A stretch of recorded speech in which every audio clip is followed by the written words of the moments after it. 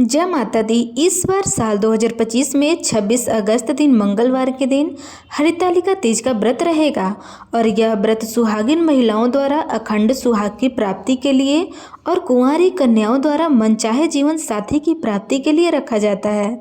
यह पर्व हर साल भाद्रपद मास के शुक्ल पक्ष की तृतीया तिथि को मनाया जाता है। इस दिन महिलाएं निर्जल और निराहार उपवास रखती हैं। इस व्रत को करने से भगवान शिव और माता पार्वती का आशीर्वाद भी प्राप्त होता है और जीवन के सभी कष्ट दूर हो जाते हैं। हरितालिका तीज का व्रत भगवान शिव और माता पार्वती के अटूट रिश्ते को ध्यान में रखकर किया जाता है।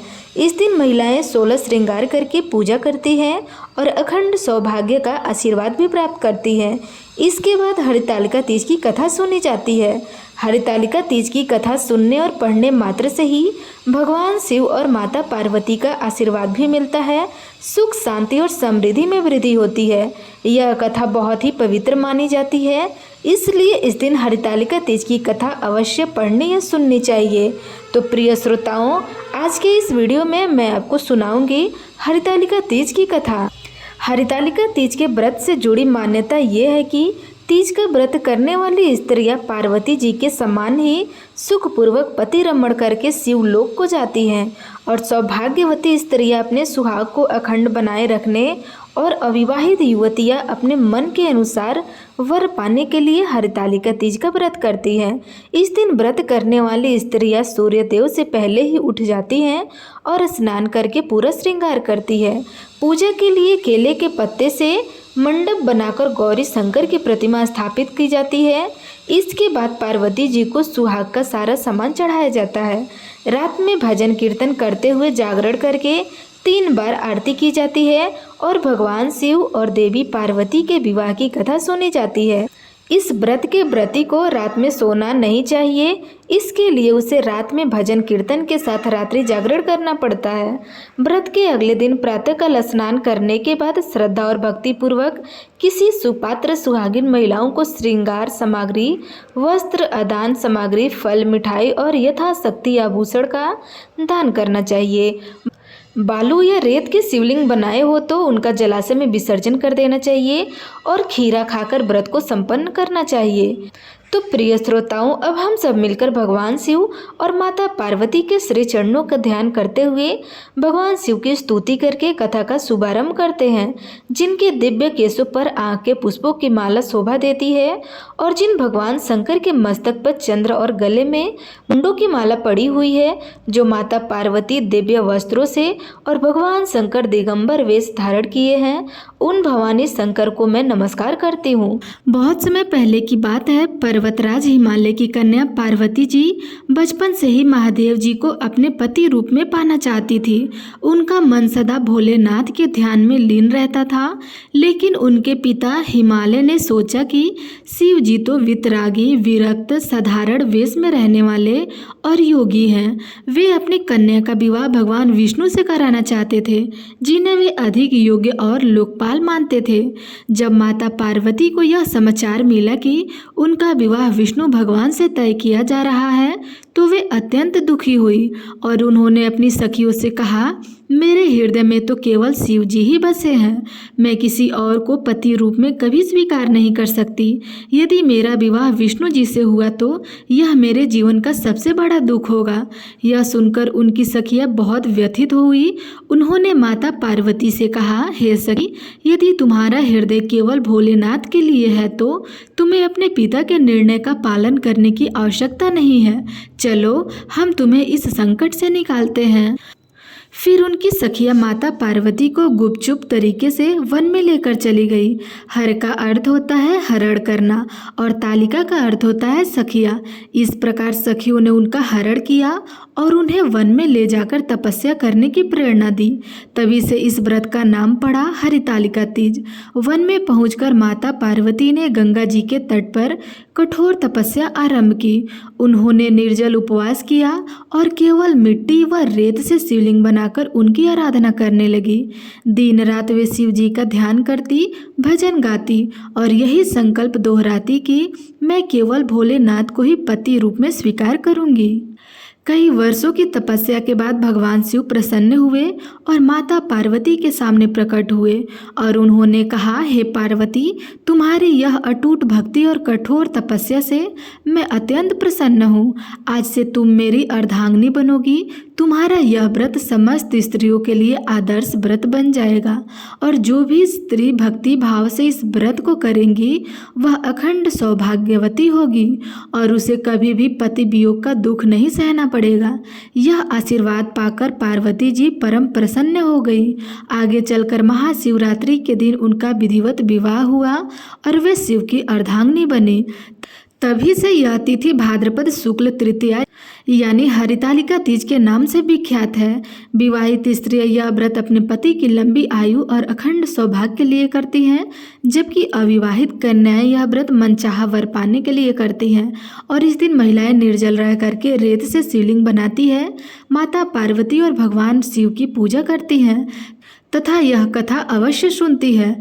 इस प्रकार बहनों, हरतालिका तीज का व्रत हमें सिखाता है कि यदि हम सच्चे मन से ईश्वर की भक्ति करें और अपने संकल्प में दृढ़ रहे तो असंभव भी संभव हो सकता है।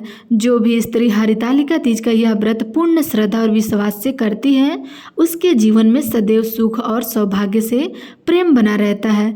तो प्रेम से बोलिए शंकर भगवान की जय, माता पार्वती की जय। प्रिय श्रोताओं, अब आइए सुनते हैं हरितालिका तीज की दूसरी कथा, जिसमें माता पार्वती के तप, उनकी सखियों की भूमिका और भगवान शिव की महिमा का अद्भुत वर्णन मिलता है। यह कथा केवल एक धार्मिक प्रसंग ही नहीं बल्कि पति पत्नी के पवित्र बंधन, प्रेम और दृढ़ निष्ठा का प्रतीक है। तो आइए इस पावन कथा का श्रवण करते हैं। बहुत समय पहले जब पृथ्वी पर धर्म और तप की महिमा सर्वोपरि थी, उस समय हिमालय पर्वत पर अपनी कन्या पार्वती को लेकर चिंतित रहते थे। वे सोचते थे कि मेरी कन्या रूप गुण और तपस्या में अद्वितीय है। उसका विवाह किसी ऐसे देवता से होना चाहिए जो सर्वशक्तिमान हो, धन वैभव से युक्त हो और देवताओं में सबसे श्रेष्ठ हो। इसी सोच में वे बार बार विष्णु भगवान के गुणों का चिंतन करते और ठान लेते कि पार्वती का विवाह विष्णु जी से ही करेंगे। परंतु पार्वती जी का हृदय तो केवल शिव जी में ही लीन था। वे बाल्यकाल से ही महादेव को अपने पति के रूप में पाने का संकल्प ले चुकी थी। वे माता से कहती थी, माँ, मैं केवल उसी से विवाह करूंगी जो सच्चे योगी है, जो विरक्त है, जो भोलेनाथ है। मुझे वैभव नहीं चाहिए, मुझे संसार का धन नहीं चाहिए, मुझे तो बस महादेव का स्नेह चाहिए।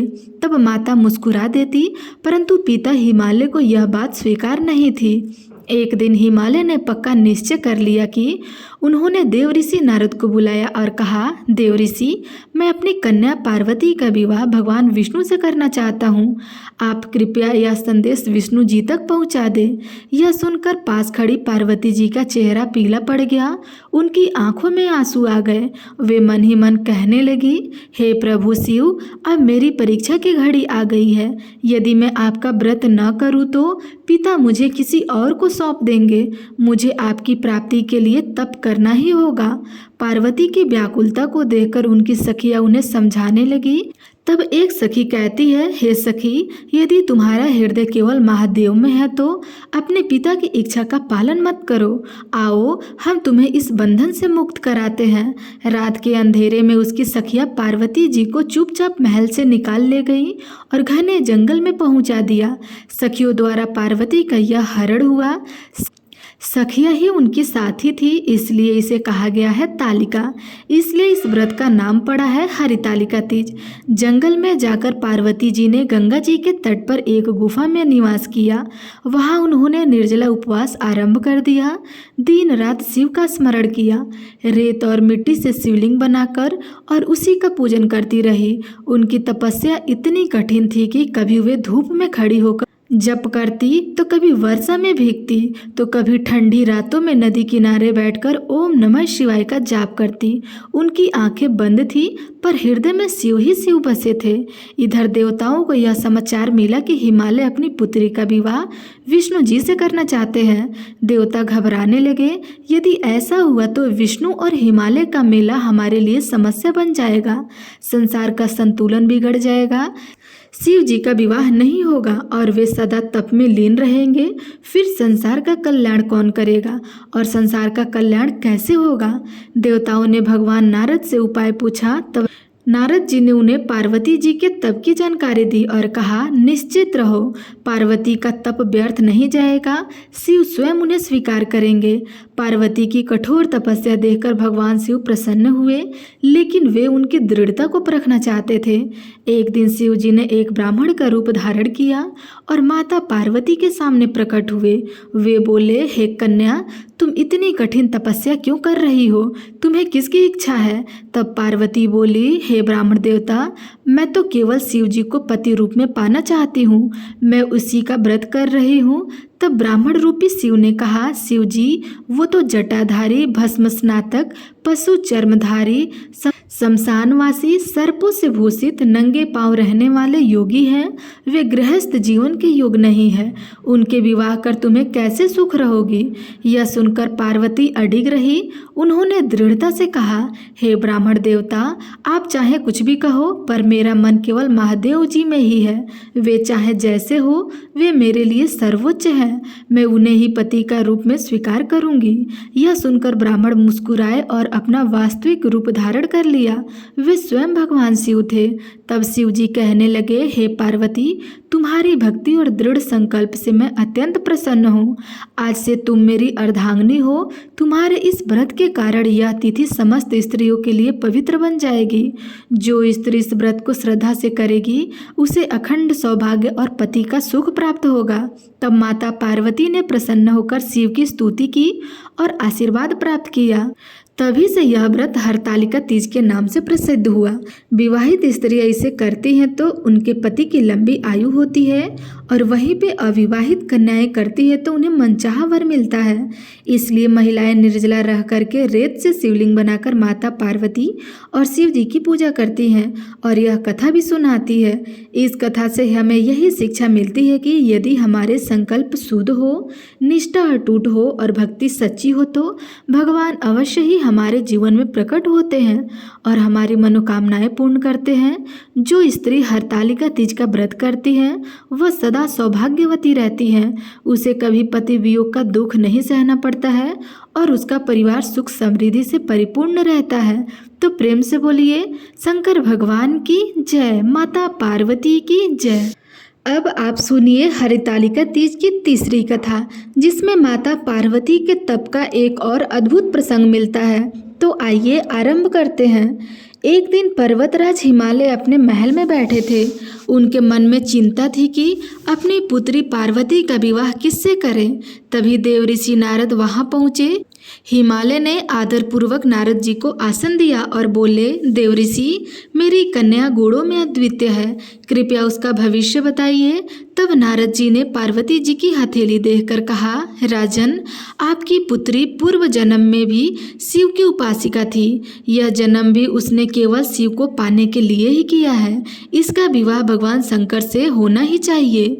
नारद जी की बात सुनकर हिमालय सोचने लगे, शंकर तो कैलाशवासी, जटाधारी, वश्म रमाय योगी हैं।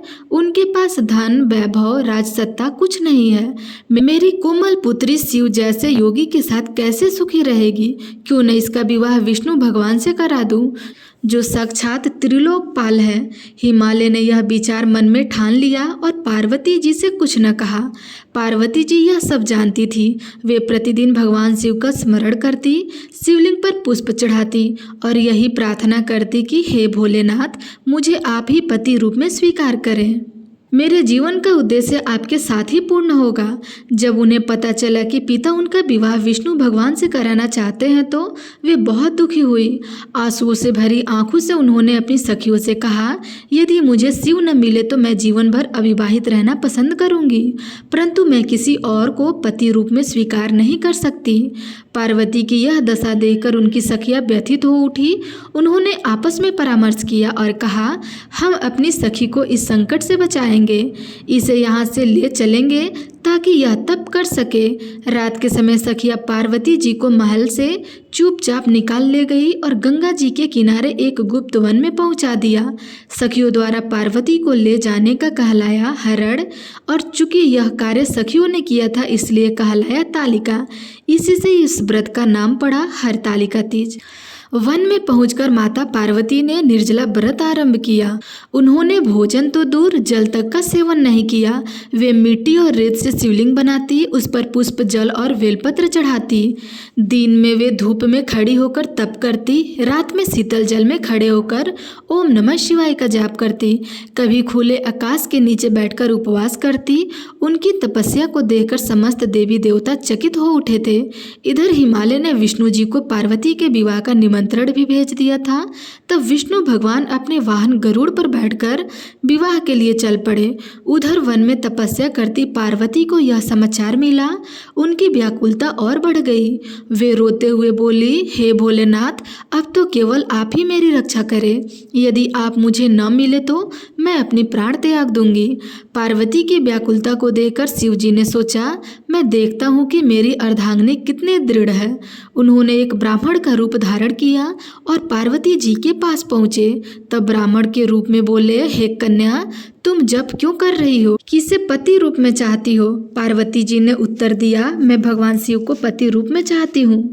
तब ब्राह्मण कहे, शिव तो भस्म रमाए भूत प्रेतों के स्वामी, शमशानवासी जटाधारी हैं, वे गृहस्थ जीवन के योग्य नहीं। तुम उनका ध्यान क्यों कर रही हो?